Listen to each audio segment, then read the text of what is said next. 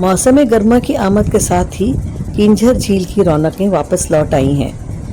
कराची और हैदराबाद से ताल्लुक़ रखने वाले हज़ारों शहरी इन दिनों सिंध की इस मशहूर झील का रुख कर रहे हैं।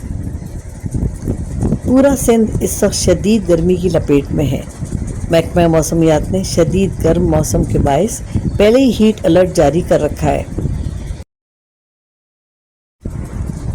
जिस्म को झुलसा देने वाली गर्मी में कलरी झील का ठंडा पानी पिकनिक के लिए आने वालों को बहुत ठंडक और फरहत बख्शता है। आज इतवार का दिन है और आप देख सकते हैं कि पिकनिक के लिए कलरी आने वाले लोग किस तरह झील के ठंडे पानी में मौज मस्ती में मशगूल हैं। कलरी झील कराची और हैदराबाद के शहरियों के लिए एक बेहतरीन पिकनिक पॉइंट नहीं बल्कि यहाँ रहने वाले हज़ारों करीब माहीगीरों की रोज़ी रोटी का भी वसीला है। जब पिकनिक मनाने वाले यहाँ आते हैं तो मकामी माहीगीरों को भी रोज़ी मैसर आती है और उनके घरों का चूल्हा जलता है।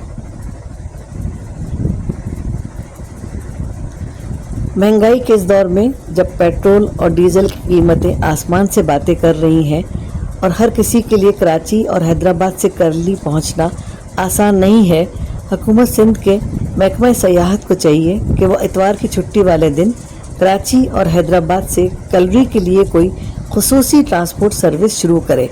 इससे सिंध में सयाहत को फ़रोग़ और शहरियों को सस्ती तफरीह का मौका मिल सकता है।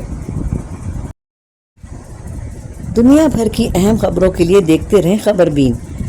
चैनल को सब्सक्राइब और वीडियो को लाइक और शेयर करना मत भूलिएगा। मिलते हैं बहुत जल्द एक नई वीडियो के साथ।